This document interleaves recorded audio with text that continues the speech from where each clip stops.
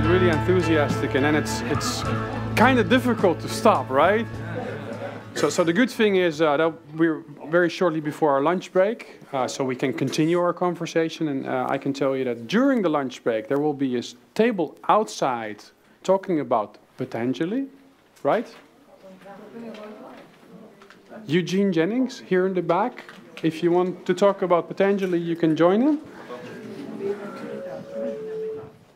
So let's harvest together. Let's harvest our cross-pollination. Who wants to start? And I'd like to focus on the second question, so the top three. Top three questions? Yes.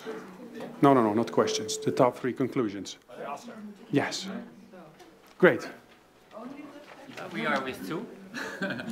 Helene comes with me. Well, what was the case? We had, of course, we had a workshop, and we were also strengthened by Helene, which came with us, and she wrote everything down. So that was a very good cooperation. And well, we have a few very interesting things, I think. Well, when we will be born again, then in all ways we need a kind of trigger to get again the inner knowledge, which is of course in us. But without trigger, it will not come out. That may be books, teachers, anything may it be. But then came a very good point of one of our people. Is who said, well, you must be the trigger yourself. So, of course, in a certain way, when Theosophy is very alive for you, you will be the trigger by asking questions. And by thinking, hey, this is so strange, can we do that not in another way? And so we can become triggers. So we have to live the life in an unselfish way, and then you will be a trigger for over 2,000 years, and things will roll. And another point is to prepare to be teachers, like HPB. Well, that's the general idea that we had. We had good ideas about it. We need to study with people from other organizations. We think it's very important for cross-pollination, exactly, to get our ideas of Theosophy clearer and clearer. And that means that we can come back in our own organizations and have better public work.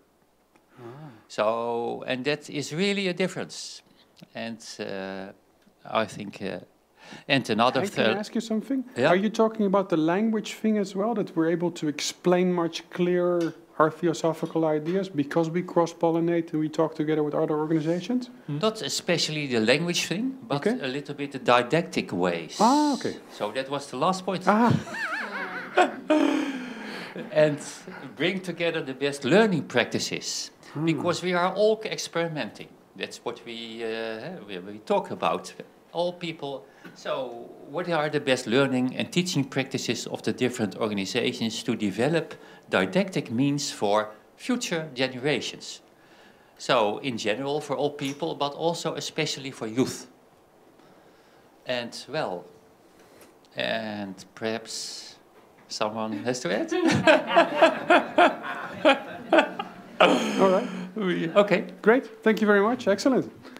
Yep. We go to Rolf. Yeah. We first thought about the right motivation. Yeah. To be a teacher, and this should be based on compassion. The second one is, for us, discipline, because if we teach when we want, yeah, okay, this is not so good. Yeah, we must teach when it is needed. Yeah, when I think today, oh, today I go swimming or doing something, and maybe tomorrow I will teach. Yeah, this is not so good. And we have to be well prepared. Yeah, if we start to teach, yeah, and teach the basics to the newcomers, maybe it is not so good when we talk something else, yeah, and not the right things. Yeah. So what kind of preparation are you thinking of here? Yeah, maybe we have to talk about the 7 jewels, yeah, and not start with the really difficult things. Okay. Yeah. Yeah. Yeah. Okay. Yeah. In an easy way, of course. Okay. Good point, Ralph. Thank you very much. Who's next? Over here. You're Jos. Okay. I'm subbing for Jos here. Okay, great. Yeah, okay. So, Subbing, David. right? Okay, here we go. We thought one prerequisite that maybe wasn't mentioned this morning, actually another aspect would be hopefully we incarnate in that life with the burning desire to know. Because that's what I think the first person said just a minute ago too, that which will be a catalyst for us to move on. So another one of our group pointed, maybe we'll incarnate into a society where there's more unity to begin with, which would really be helpful to the human evolution in general. Yes. We can't count on that, of course, but... Oh, we got to work for it, right? Right. Seeds of the future are now. We have to focus. We don't have to look out so far. If we're working hard now, karma will take care of things to some degree. Okay, number 2, walk the talk. Walk the talk. There was also a quote from John Lennon, one of our guys gave, which was pretty good. Which one? Yeah, which one was it? Who gave it? I don't see him here. Who gave the John Lennon quote? Oh, there he is. There you are. Let's hear it, Rob. I like to quote John Lennon. But you got to stand up when you do it. There's a line in a song from the Beatles in I'm the Walrus, and he sings, I'm here as you are here, and you and me are here, we're all together. And I like that line. So. Excellent, thank you. One more point. We kind of played off Sabina, right? That's your name? We heard talk today about the youth, and then it kind of expanded into how we meet any group, and that we can't expect others to come and know our language and come to us, but we need to be in tune with the society and the different groups ourselves to know their language, to come to them and communicate. So it's not, that takes work. You gotta be open and understand others, and that'll be really important for spreading the philosophy. Otherwise, it's not going to work. And we went a lot into the youth. A number of us have kids, and we all know they're a lot smarter than we are in a lot of ways. And so, yeah, it's so important. So to pass it on from generation to generation, we have a lot of work to do. Excellent. Yeah, okay. Thank you very much. Okay, excellent. Okay, so who's next? Yep, over here, Bianca.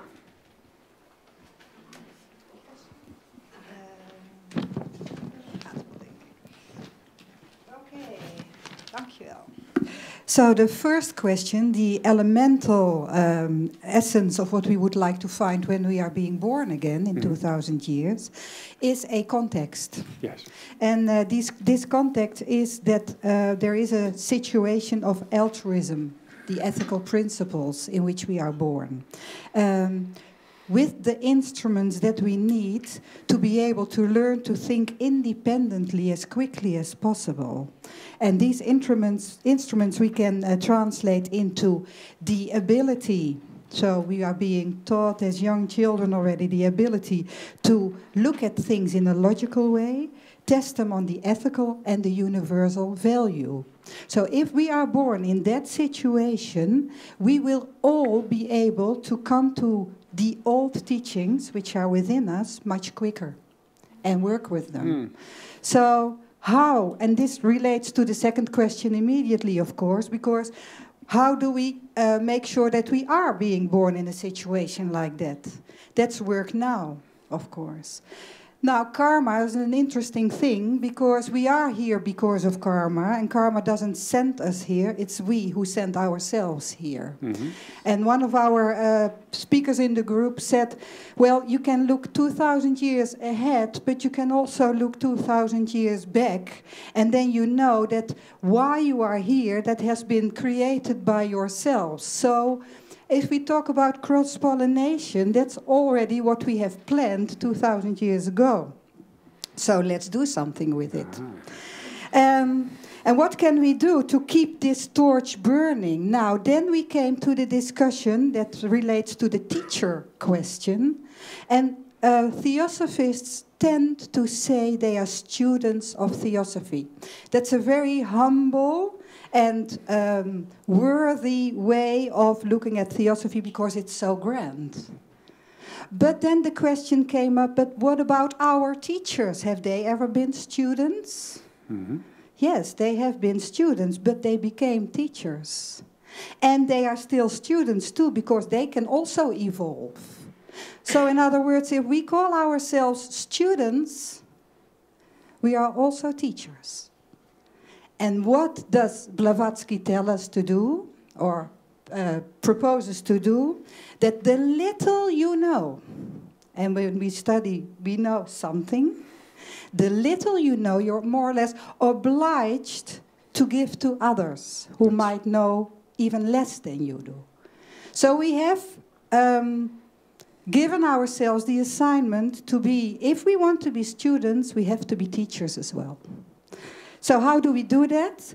By studying from an ideal, we said. If you study with the ideal of this altruistic community we want to be born into again, and this is your motivation to study, then you will pass on what you teach each other to others if they want to hear it. And you do this in as creative way as possible, because times change, people change, and you need to find the language, the jacket in which you put these teachings. And when you do this together and help each other not to stray too much from the essence of the teachings, then you can prepare for the period to come, for the generations to come, and continue again, because karma brings us together again in 2,000 years, to continue this work, to have as many people as possible profit from what is ours in the first place anyway. Excellent, thank you very much. This was like a mini lecture. Yeah, and which makes me think that if in only an hour you can come up with this, right? Now, and I imagine that... 3/4 of an hour. Exactly. Imagine if your group would, or if a group would continue working throughout the year, right? And we have next year's ITC in Santa Barbara. What would you come up with? Wouldn't that be wonderful, that we keep cross-pollinating somehow throughout the year? To create really that habit of which we can reap the harvest, maybe not 2,000 years from now, but maybe much earlier. Tomorrow? Tomorrow? Fantastic. This afternoon? Excellent. Who's next? Yes, please. Yes, well, I can by no way live up to Bianca's outsetting of to the two questions. But our excerpt to both the questions actually is to treat others likewise. So how to keep a message alive is just to practice, already been said by this sir, walk your talk or practice what you preach. Also already been said this morning to keep the core message alive, to discuss it at all times, but to remember what the core message is actually about. Also, well, that's actually the same, living the life, setting the example. Yes. You can't tell the others what to do if you don't do it yourself. And very important, also timeless wisdom to which we can always connect. And that is something that goes beyond personality, time, culture. And very important, we all found, we had a discussion about this, also already been said this morning, the only failure is to stop trying. I believe it's a quote of Tingling, but I'm not... Of whom? Yes. Mahatma letters, okay, well. We recognize this, we all recognize this very deeply. And of course, to practice genuine compassion. If you don't practice how... You must remember what it is about that we are learning and we are sharing as a student and as a teacher. And a very nice metaphor coming from one of the members of our group was a diamond that sparkles for its many facets it has. If there are not that many facets, that's no, that's not. If it doesn't have that many facets, and the shining won't be that strong. So we need every input, every personality, as long as this personality speaks from its higher levels, to live and grow this original wisdom together. So we should cherish. Yes. The diversity that we have. Just like we did now in the practice. I think that's the practice. Great. Thank you very much. All right. Who's next? Well, we will share our presentation because we want to demonstrate how group work goes. So, all right. So we first of all clarified what is important for us, what kind of situation we would like to find when we come back, and that is a living body preserving and transmitting the essence of theosophy. And there we had that nice example by of Plato. So we said nowadays we still find Plato's teachings, the texts are there, and we have theosophy to understand them. So we would like to have a similar situation in 2000 years. Then the situation should be characterized by freedom of inquiry and expression as prerequisites for our search for truth.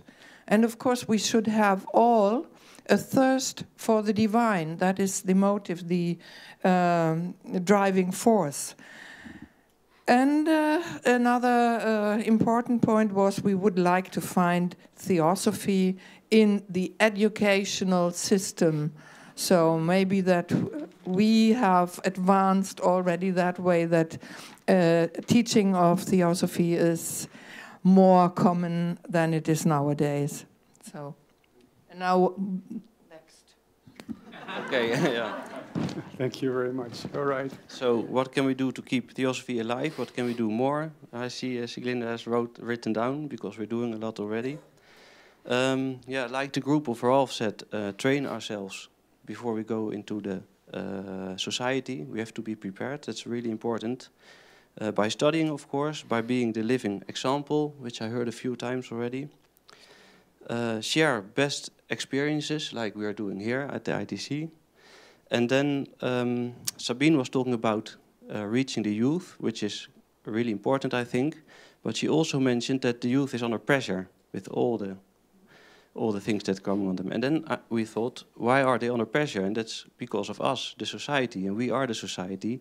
So we have to reach as broad as possible in society anyway. And one example for that is that we have to look at the problems that people are dealing now at the moment in the world. Then together in our organizations, in study groups, look at the root cause of the problems, what's really going on, what theosophical principles can we apply to it for the solution. And once we have it really clear, so once we are prepared, then we have to translate it in, like David said, simple language that everybody can understand it. So that's and perhaps even look for the means or the media to yeah, all together, to broadcast that message, right? Yeah. Excellent. Thank you.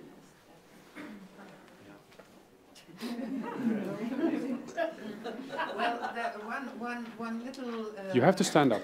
Yes, sorry. One little thing we found it is very important to teach how to apply the deductive method. So when you have found out the core of the problem, I mean, then to find the solution, to make people understand the deductive method, and so that they can find the solution for the problems themselves, and we don't have to tell them. All right. John Knebel? We talked about the first part, what we want to remember in our next incarnation, 2,000 years. The three keys were man's soul is immortal, he lives in a living universe, compassion, truth, the three fundamental propositions. Then how, the second part of the question, what do we do now? We need to leave the teachings unchanged, ensure that they're unchanged, but also to be an example. We've heard this one several times. So we teach in both of these ways, by teaching the pure teachings and living the life, setting the example. We talked also about the fact that 2,000 years ago, or 2,000 years from now, what we'll have is what we assimilate, let's say, in the Devachan of this life. So what we need to do now is prepare ourselves so that we will remember, so that these things will come to us in our next incarnation. So we need to prepare ourselves, we need to preserve the teachings, and we need to keep them all in a historical perspective. We need to bring forward the lessons from the past and the lessons from today. Excellent. Thank you very much. All right. Did I hear all the groups? I think so, right?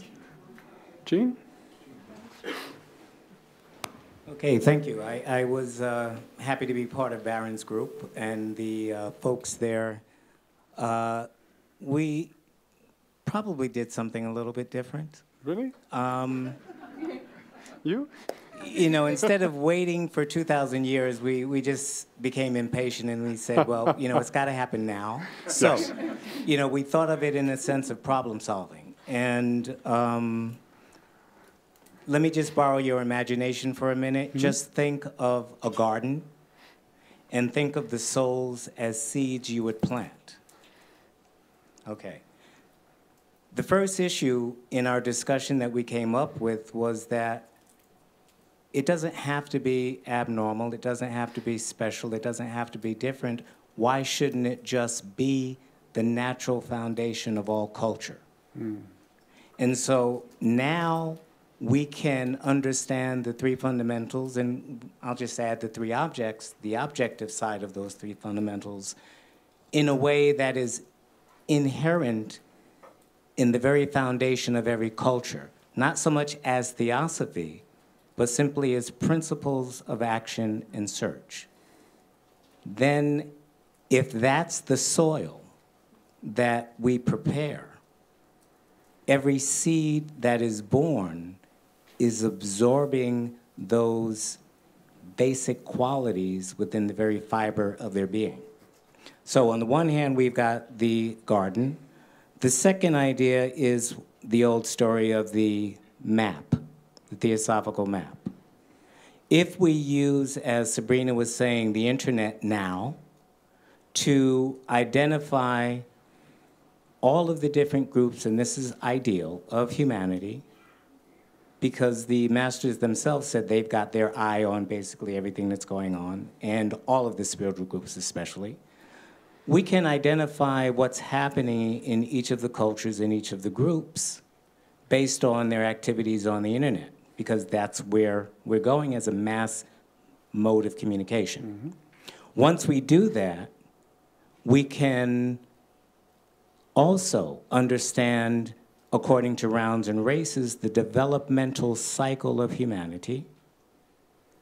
And according to those principles of our teaching, we can begin to categorize each nodal center on the internet in terms of the activity that they are involved in, the nature of their being that is active, where they are developmentally. Once we do that, we've got a picture of where digital humanity is, and we can begin to further these ideas in those chat rooms, so to speak. And the chat rooms become the global community, not so much a literal chat room, but just in terms of observing humanity, helping humanity, putting in those impulses in terms of dialogue, and again, with that cultural foundation over time becoming the norm, when we come back in 2,000 years, we're actually coming back to the very garden that we've created moving forward, because all of us as individuals in ITC can go back and do this today, and if that ripple continues forward, we become the very future that we're dropped into as seeds. So again, the basic idea is how do we alter the culture so that those ideas, 3 fundamentals, 3 objects, are the very foundation of what we do on a normal, everyday basis. Excellent. Thank you very much. That's a beautiful vision and a big idea. I think tonight we're going to have a conversation, all of us here, to see if from some of these ideas what we can harvest together and especially what we can embody together so we can walk the talk, right? But first of all, this afternoon we're going to have our World Cafe, and we're going to explain after the break what it's all about. But basically what we're going to do is we're going to pick one of humanity's present challenges and see how we could actually work together to offer solutions from a theosophical perspective. But before we do that, we have to eat. Get some sunshine, right? So please be back here shortly before 2. Not after 2, because then you're missing the explanation. You're going to miss the point. Have a great break and a good lunch.